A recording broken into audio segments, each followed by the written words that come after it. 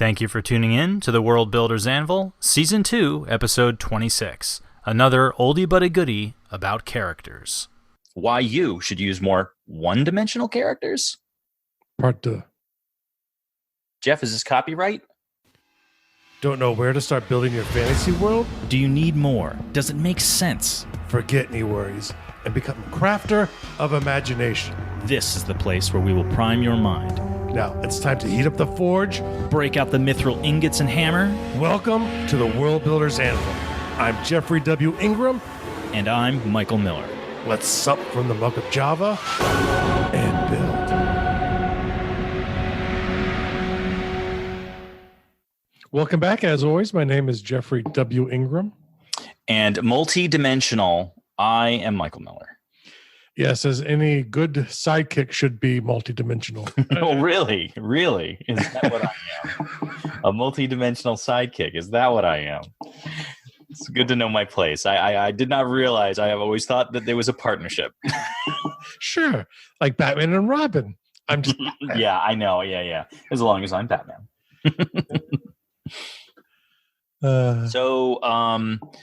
This past week was weird for me because I saw this video and I had not realized that we didn't have an episode go up this week. I realized when I was editing the episode for next week, and I realized it should have been for this week. It's just been very hectic, and I was going to just like push it out on, I think it was Tuesday when I was doing it. Mm-hmm. And it was just one of those things, it was like, you know what? I've not had a week off of this since 2015. More than fair. So I'm like, you know what? We're a little behind in recording. It's just not going to happen. There's too much other stuff going on.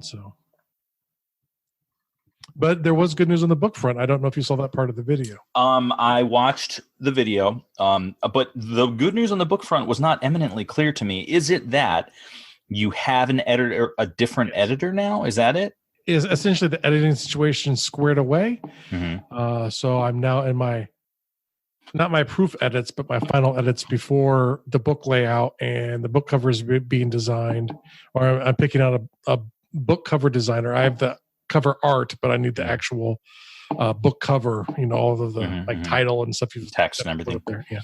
Are you self-publishing or do you have a publisher? It will be self-published, at least initially. If someone wants to pick up and do all the hard work later on, I'll let them. But I just figure I don't want to start out that way because I want to do it the way I want to do it, which is probably wrong. But correct me if I'm wrong. If you self-publish, all the money goes to you at that point, right? Well, no, because you still have to pay the admin, the people who do the book design and the interior layout. Well, no, but you pay them up front, no? Or do they get a cut of the book? You pay them up front, typically. Sometimes I guess you could have a royalty deal if you wanted to. I do not. I will obviously lose money to... if someone buys a hardcover book, a lot of the money will go to, or a softcover book, not hardcover, will go to whoever's printing it. And obviously Amazon or whoever is selling the website will take a cut. It'll be available on my website as well, too, obviously, to help drive. I would imagine you'd make more money on a digital version, right? Yes, I would make more money on a digital version. But, it's one of those things where strangely not a lot. Obviously, I think the print cost is like around a book. So, how much? About $4 a book for strictly getting it printed. Okay.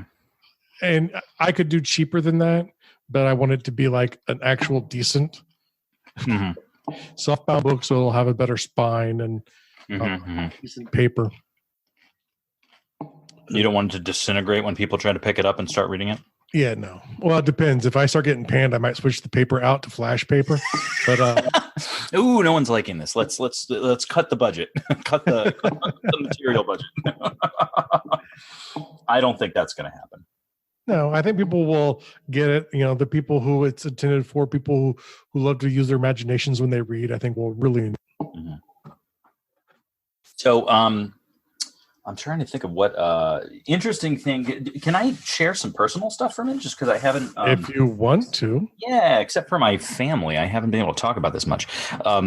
Things with my father are getting a little difficult. He has fallen a bunch of times, and he's in an assisted living facility. And he has fallen a bunch of times. The other day he fell like on his face, and I'm shocked he didn't break his nose, because he had like a pseudo black eye, a big cut on the bridge of his nose. He broke his toe the other day because he fell. So he's getting banged up. He had to go to the hospital. He has dementia now. That's official. And the facility washes his clothing.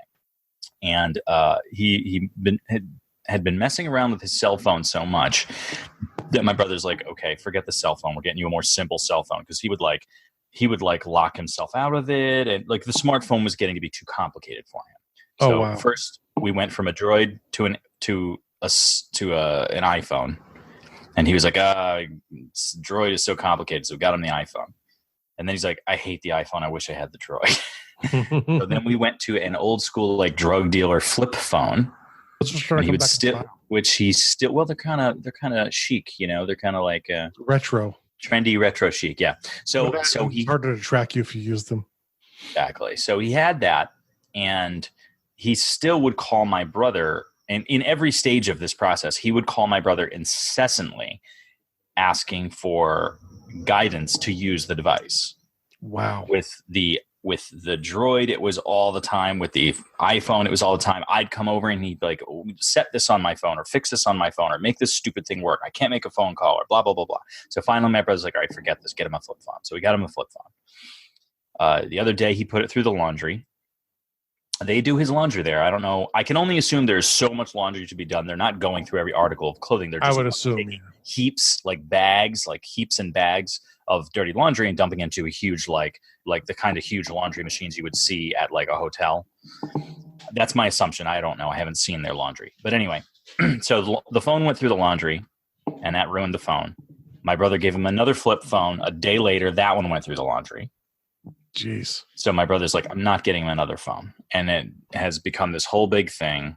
And so there's been a lot of stress regarding caring for my father, making sure that he's safe, making sure that he's healthy, and trying to take care of his communication needs. And my sister just moved to North Carolina last week. Yeah. And she is the medical power of attorney for my father. So she's been the one to be right in the thick of it for a lot of this. But with her now in North Carolina, it's going to be a little more stuff's going to fall on me. For her to have the information. Right. A little more stuff's going to fall on me. A little more stuff's going to fall on my brother, because she's not, in the immediate vicinity. So these past couple of weeks have been. But still, she's doing the right thing. If she's ready to move to China, you got to do it. So her move was a financial decision, a career decision, but also very much a personal decision. I think she's gotten what she was going to get out of Connecticut, and she's ready to branch out and you can make those calls for your family sometimes. Yeah, be somewhere else. I mean, it was definitely it was extra tough with your father being ill, but I mean, you got to do what's right for you. Honestly, I don't know, because I'm very happy for her, because she has taken on so much with my father. Like, she has been doing the lion's share of the work with him. So she has been so stressed out, and it's just so much extra stuff dealing with him. And it's just been really hard on her. So I'm very happy for her. I'm glad that she has moved down south, so that she is not in the proximity of being able to take on the extra stress. You know what I mean? Because she would take it on if she was. Now she can't. Yeah. So I think it's better for her. You know what I mean? Well, luck with that one. That's a tough situation to be in, having a sick parent, and dementia is one of those things that frightens me horribly. So.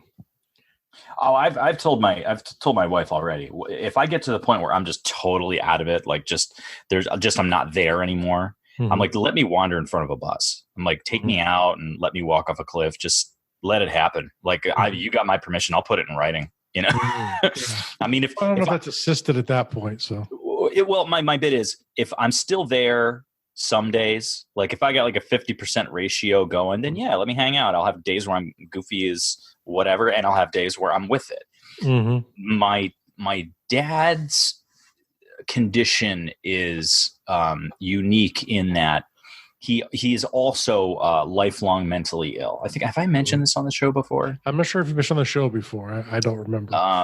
So with him being mentally ill, it's tricky because some of the symptoms of his mental illness are similar, if not identical, to some of the dementia symptoms. This is coupled with COPD, Parkinson's. So he's got a lot health-wise going. Chronic issue. Yeah, he's in bad condition. But the real trick of it is the Parkinson's medication is in direct opposition to his antipsychotics, multiple. He's on like 4 heavy duty mental stability medications, and they are in direct opposition to the Parkinson's medications. So they can only treat the Parkinson's so much without affecting his mental stability treatment.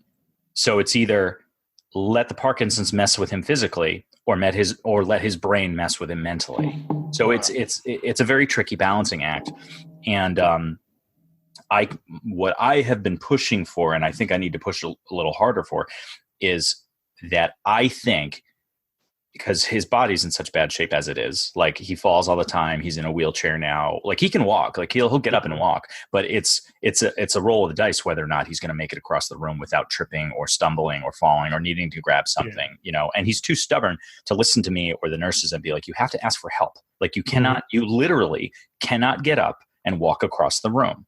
You can't do that. You have to get help. But he'll forget that because he has dementia. He'll forget that because he's mentally ill. You know what I mean? So you can tell him till you're blue in the face, Dad, you can't get up and go pee by yourself. You have to use the walker, or you have to get in the wheelchair, or you have to go hit the button and have someone come in the room and help you into the wheelchair so you can go to the bathroom. But because he's like, no, I feel okay to stand, I'm going to stand and walk, and he'll get up and he'll walk and then he'll fall. You know what I mean? So the thing that I think I'm going to have to push for at some point is like, look, his body's a mess. Let him have his mind.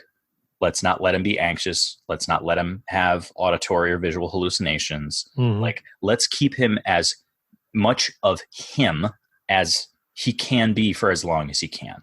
Yeah.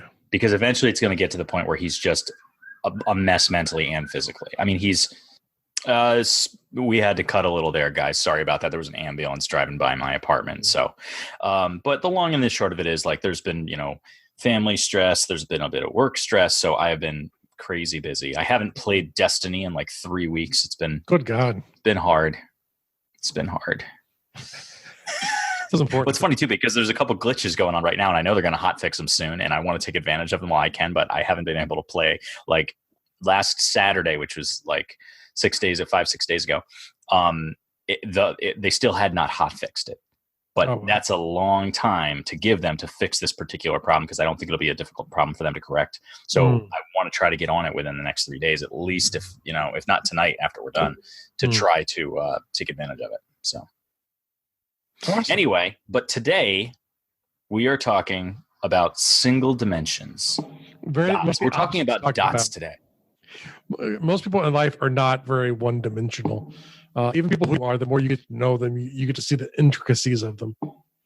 I think one of the mistakes I see a lot is people, it's in the vein of making the works deeper and have many more dimensions to them, that people, sometimes important characters have to be completely complex. And there's an argument for that, but that's a different show. Right now, I want to make the argument towards more one-dimensional characters, and that can even help make your book more multidimensional because of them, or your games. And now I want to, and you probably have it here in the show notes, but since you just sent them to me, I haven't read them yet. I'm trying to think of how I want to phrase my question. How would you describe / define a one-dimensional character versus a character with a single track mind? Because I would say that there are characters that have one track focus that are one-dimensional, and some that are not.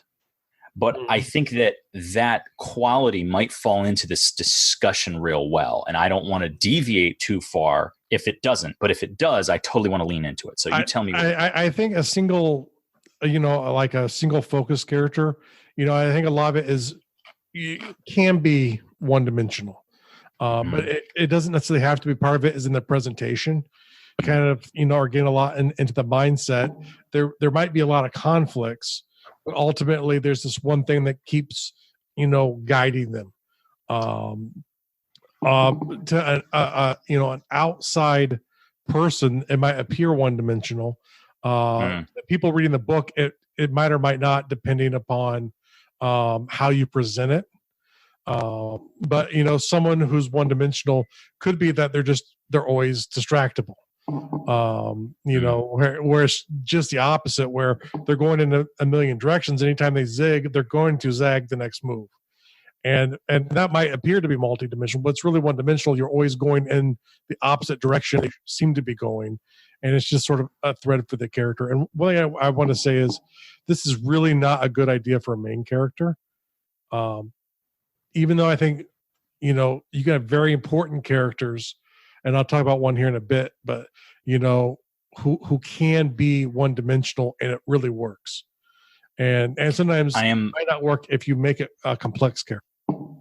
I'm reminded of the book Luminous. The main bad evil character in that book, I would not call one-dimensional. I would definitely call that character of a singular task.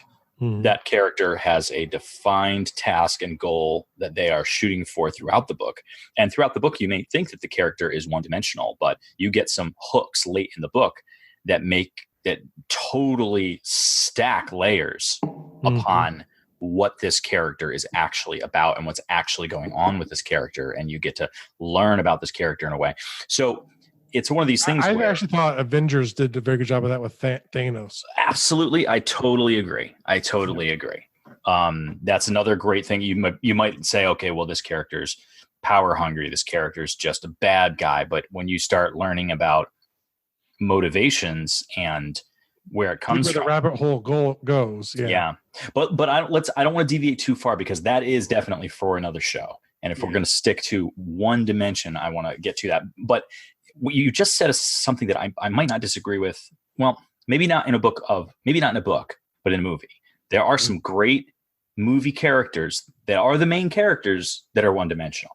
Which they can be. I think it's harder, especially in books, but because they're longer, I guess. Because they're longer form, spend more time with it. Exactly. Movies and television shows, I think it can even become a problem the longer it goes on. Movies, I think it could work the best in. But, some of the traits you want to avoid when making a one-dimensional character. Okay. Shoot. Adding in flaws or traits that suck. So you have a likable character, but then there's just something about them that is irritating. That would add another dimension to the characters. Thing is, unless they're all suck, which might be boring or irritating for a character, depending on how often they're in the book. Flaws that suck. Well, give me an example. Do you mean what would be a flaw that sucks? Are you talking about something that just is not creative or not entertaining? Or irritate, like James Bond with "I like my martini shaken but not stirred."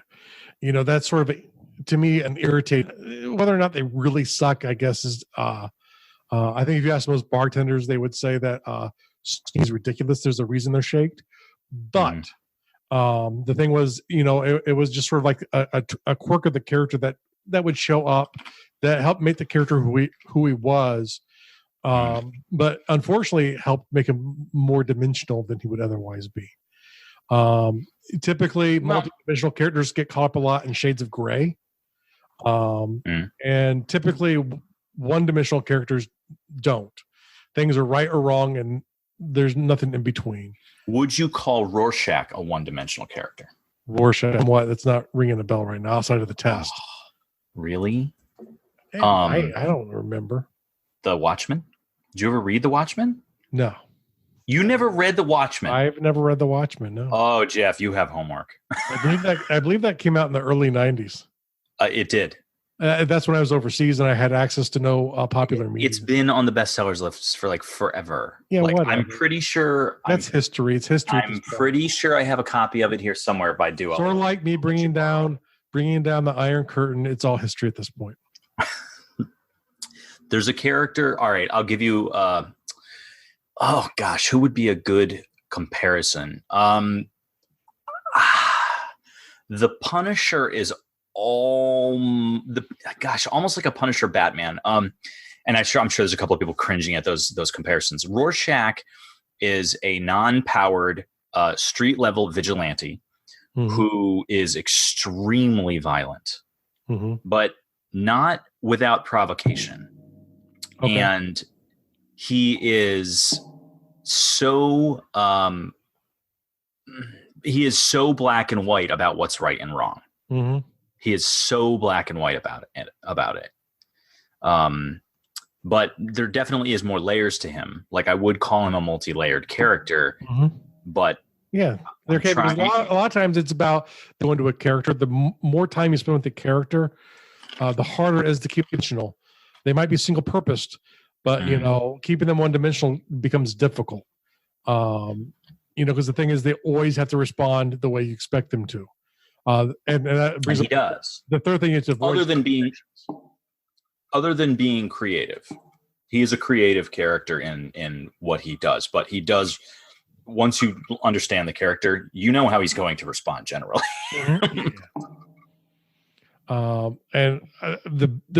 My big argument for this is the Willy Wonka movies, or characters from the movies. You have all of the children. All of the children. No.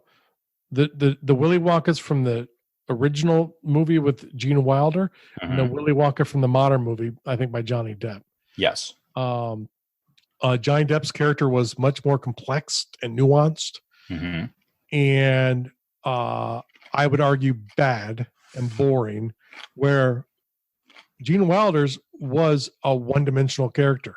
You think so? Oh, yes. He was maybe a bit crazy, but he was very one-dimensional. All right, I need to hear some justification. He was all about finding a replacement who would do things the way and that was it. There was no nuance. There was no gray. There was bad children. There were good children, but it was all from this one dimension of finding a replacement to run his factory the way he does. But see, that sounds more like single-mindedness or single-tasked than. But my point was, there was no nuances. There were no contradictions. There was no questioning himself. It was all just one direction, one way. Okay. He's single-minded and one-dimensional, but you don't have to be. Okay. There was no layers or complexities to his character outside of. I don't know that I agree with that. You're wrong, but that's okay. I can't speak to the Johnny Depp version. I've probably only seen parts of that movie in different sittings. I've never sat through that whole movie. But the old one I've seen a number of times, of course. And I'm thinking of a few different specific scenes that give you insights into the character a little more so. Like they explained why he was the way he was, but there was only one version of him. You might think, even with him sitting at the desk, the only thing you can say is maybe a second dimension to him would be his over-the-top behavior around an audience. Well, that's definitely one. But and a lot of people think that, well, right. That's what I'm saying. So it's really not. That's the character, but that's not the character. I would say Willy Wonka was most real when he was in the elevator at the end. Yes, but once again, he was showing him behind his curtain. Well, so right. As a performer, so you don't think that's another layer? You don't think that's another? No. To be all right. To be one thing, but present yourself differently. You don't think that adds a second dimension? No. You could argue it is, but you're wrong, because one dimension is he was a performer, and performers aren't always on stage. So his character was always performing, and even part of that scene, it was him showing and revealing everything about what the kid had got, because he did it his way. But his way is a showman way, and that's why it's one-dimensional. So even in that scene where they're flying off through the roof and over the town, and he's showing him everything, it's still him showing. It's still him performing. It's just a different show at that point. I don't know if I agree with you. Let's keep going. Okay. When they work is the next thing you have written here. So here are some examples. Actually, finish what you wrote here. What you wrote here is Wonka was so much better than Wonka. What does that mean? And that was the Gene Wilder version was so much better than the Johnny Depp version. Gotcha. Okay. And now, when they work, this is when I think they work really well. Any one-off character should be one-dimensional in the book. You don't want to spend the time and effort developing someone in the book. Usually, if they're there for a scene, like if you have a guard who gets killed by your James character, you probably don't want to spend a lot of time. It depends on your themes and narrative goals, but in general, you don't want to develop the guard that gets taken out by James Bond. He's just there for a thing. You might do something to show that he's a person, but that's all a one-note character, and that's all he is. There's no sub-archetypes. It's weird because I've got this show that I was watching. Sarah and I might have to get back to it. It's I want to say it's out of the UK. It's basically a Walking Dead kind of show, and they spend like half an episode on this one character, and then they out of nowhere kill the character. And I think they're trying to pull a Game of Thrones to get attached to somebody and then kill them to show you that all bets are off. Like nobody is safe. I don't know. Go back on that, but yeah, I don't know if they were doing that on purpose. I don't know if that was their intention, or I don't know what their intention was with doing that. But they did do that in a way where it was like, okay, you were really you got a backstory on this character, and all the characters that character was with. It was like a trio of characters for a little while there. And then they out of nowhere straight killed this character in a really graphic way. That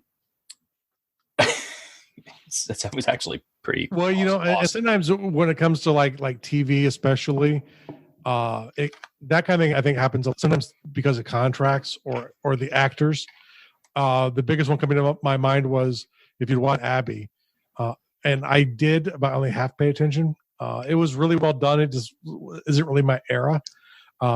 But your audio's cutting out all the time. So I believe you're talking about Downton Abbey. Is that what you said? Downton Abbey, and the main character, for a while, he was set up to take control of the estate when the father passed. He was going to inherit everything.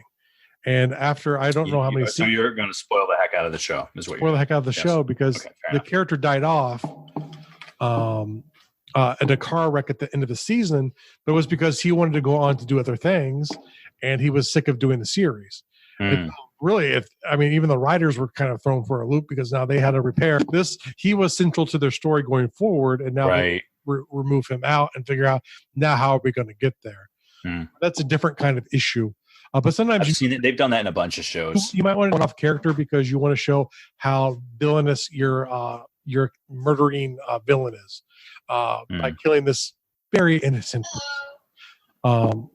You might want to develop a character to show their skills and prove how competent your hero is for being able to overcome them at the beginning of the story to establish the character is effective. So there are reasons you might want to go against it, but in general, don't spend too much time developing your one-off characters unless it's for a specific narrative reason.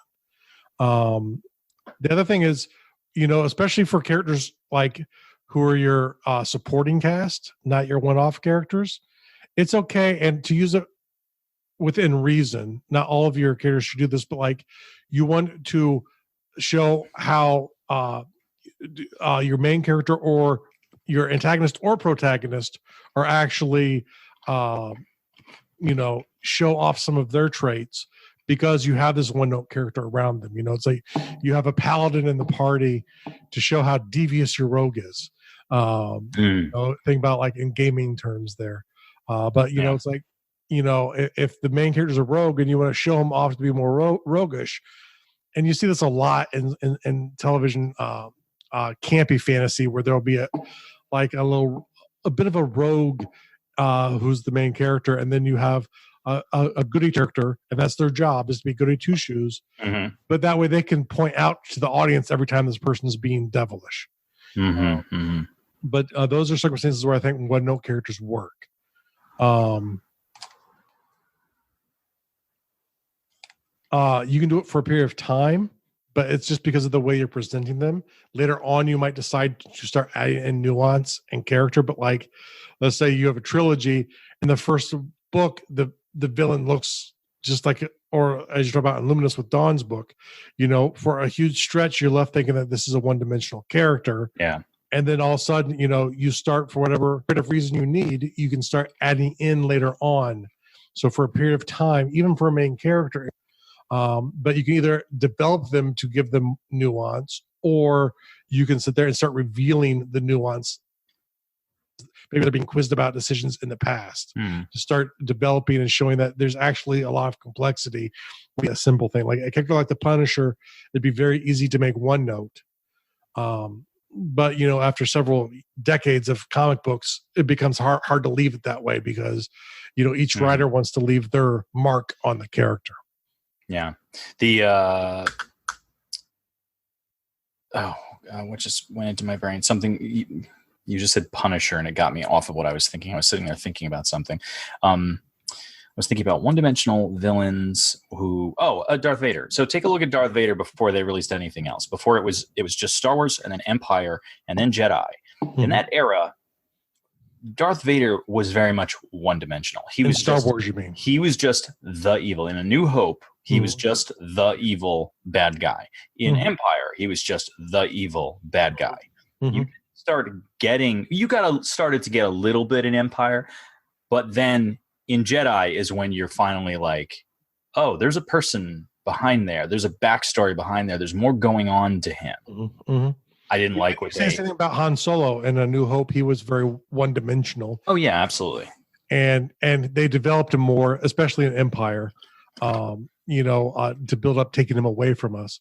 But the thing was, he was a great, because his roguishness, it was just the opposite of what I was saying, how goody two-shoes Luke was. Leia was a multi-dimensional character because she was a goody two-shoes, but she was practical. Yes. It was about achieving the goal of defeating the Empire, and she knew sometimes she had to bend rules. And I at least got that flame hope, and much more so as it went on. But it was very much a one-dimensional character. Luke wasn't really, because he started. He might have even been one-dimensional in A New Hope. I'm not sure. I would say he was one-dimensional in A New Hope. In A New Hope, what is A New Hope is meant to be Luke's hero's journey. Yep.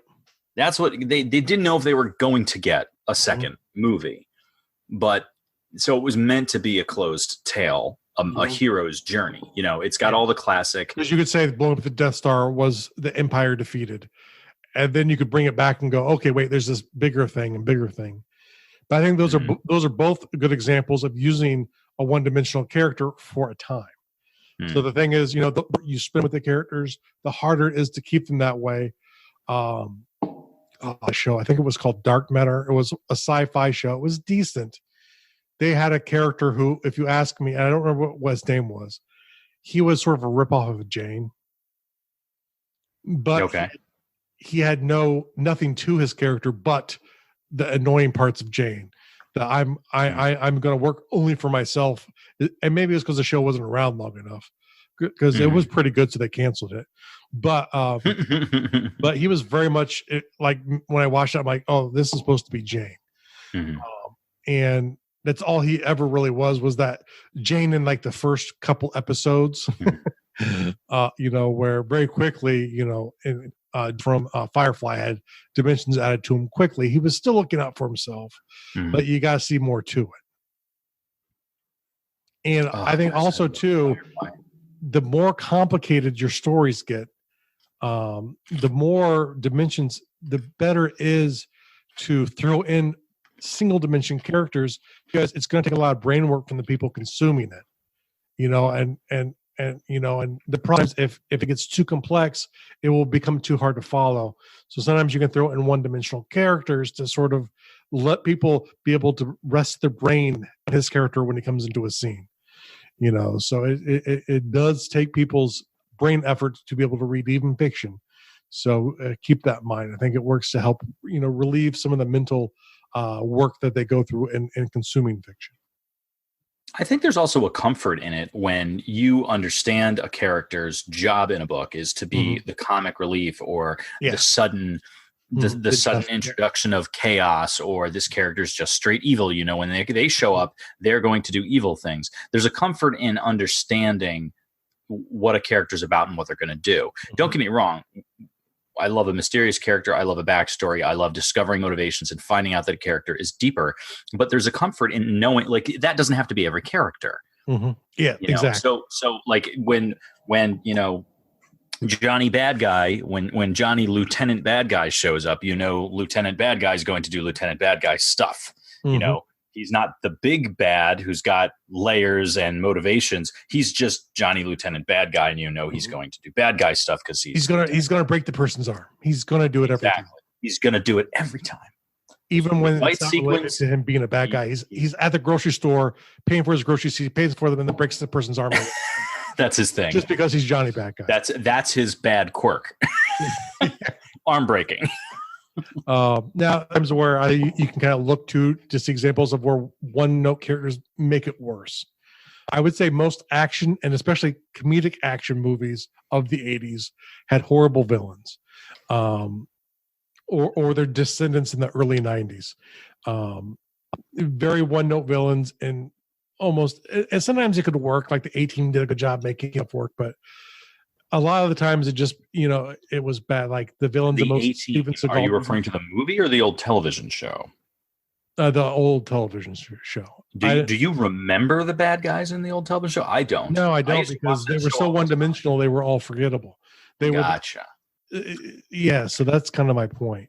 So, but most of the villains in the 80s were all one-dimensional.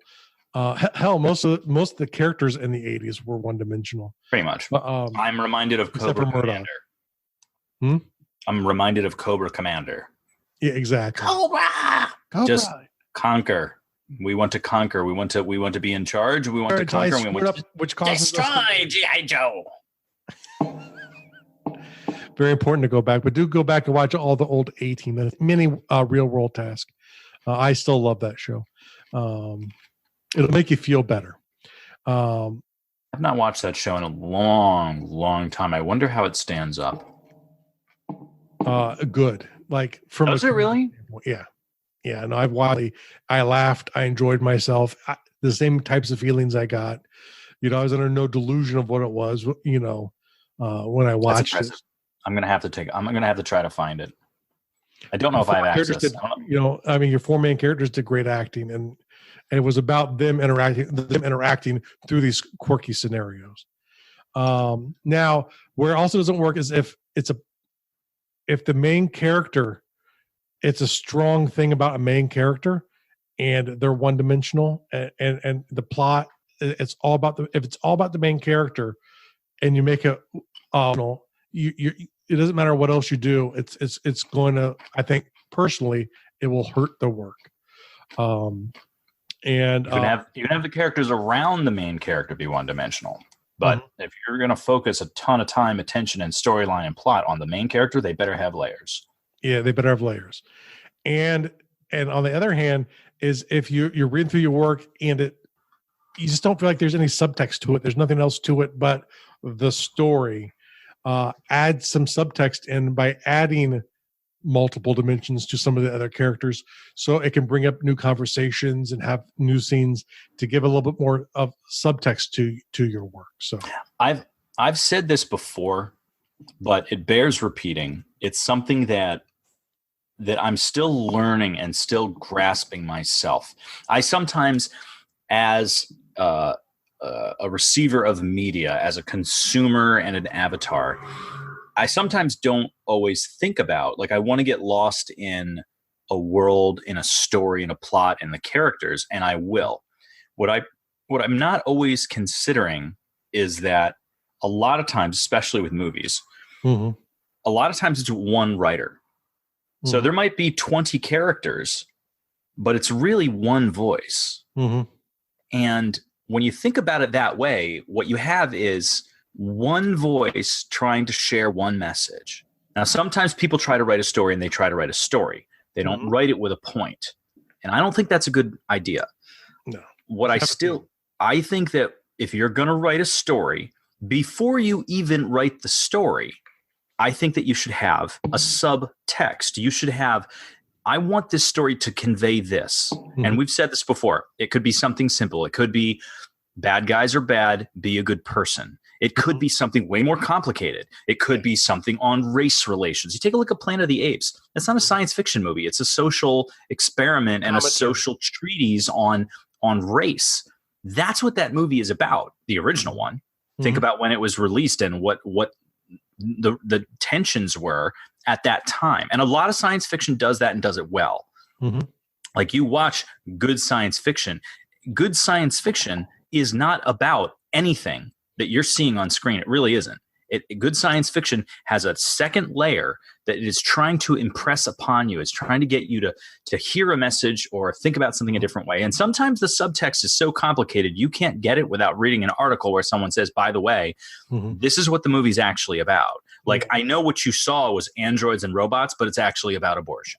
Yeah. You know what I mean? Like sometimes it's very complicated, but I think it's important when you're going to write a story to start with the subtext. I think that you start there and then start building a story around what you want as a singular voice to tell that, to express that.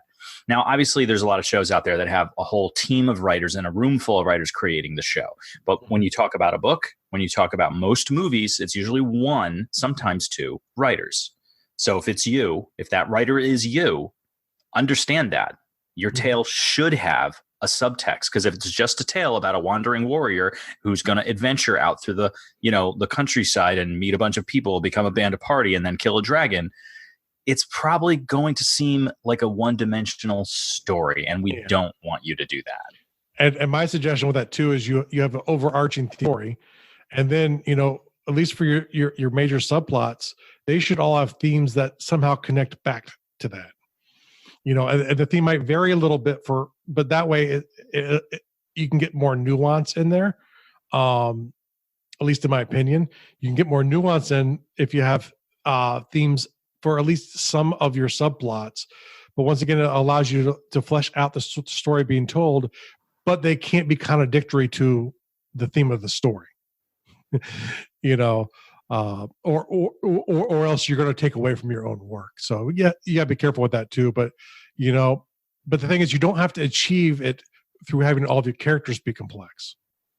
You can have you can choose the characters you want to be complex or you don't want to be complex. And really that's what makes, ultimately a good story is it's all about characters. I don't know how many times I think we've said that, but whether it's action driven or it's character driven, obviously, but it's really ultimately about the characters and their interactions. So sometimes make choices to make a character one-dimensional because you're trying to service the theme that you're trying to achieve with your book. Just keep in mind what your goals are in writing a setting, whether it's for a book or a game, and make the elements you put in there serve the story. You choose that up. You're not controlled by the characters. And sometimes if you overdevelop a character, you become controlled by them. And I've had that happen. If guard number 2 takes over your story, it could take it a completely different direction if it was meant for character. Yeah. I've definitely had that happen with some of my projects where I totally intended a certain scene to occur, but then when it came time for that scene to happen, the characters were at a point where they would not do the things necessary to create the scene that I wanted to write. Yeah. So you just have to kill them at that point. Yes, I did. I killed all 3 of them, 3 of the 5. Fine. This is too complicated. You won't do what I want you to do? Smite. Okay. And now, Michael, what is the world building task for today? World building task is take a character that you love and cut the depth right out of them. So this is something that you can do. Like I've seen this in a number of different fictions where I'm going to immediately jump to multiple movies and multiple there's a bunch to it. So you've got Pitch Black. Pitch Black is the movie that put Vin Diesel on the map. Pitch Black is the movie that really springboarded his career. And Pitch Black brought us the character Richard B. Riddick. And Riddick is awesome. Richard B. Riddick is the character that Vin Diesel plays in that story. And that story is very much your stranded group of different characters that all have to come together to survive an extraordinary scenario, right? It was an alien. Yes, it was aliens. It was a classic science fiction trope movie. But his character really stood out, meant to stand out, made it, but stood out more so than I think they expected or intended. And they made a sequel out of it. I like the sequel, but only parts of it. I do not like some of the things they did with the sequel. They tried to take a character that we loved because they were an anti-hero and make him a hero. They took the Punisher and tried to turn him into the Kwisatz Haderach. And I'm like, that's wrong. This is everything they did in the second movie with that character is not what was meant for that character. But then when they got to the third movie, which is simply called, so the first movie's Pitch Black. Then there was an animated little mini movie called Dark Fury. They also did a video game, which was a prequel to Pitch Black called The Chronicles of Butcher Bay, which was fantastic. I recommend you play it if you haven't. There's also another video game called Dark Athena. I did not play Dark Athena.